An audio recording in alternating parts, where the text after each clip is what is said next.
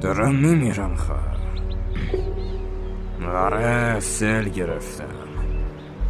از کسی هم گرفتمش که تا سرحد مرگ زدمش. اونم فقط به خاطر یه مشت کاغذ. من اصلا درست زندگی نکردم خواهر. یه پسر داشتم، عمرشو داده به شما. یه خانمی هم بود که خیلی دوستم داشت ولی اونو ناامید کردم.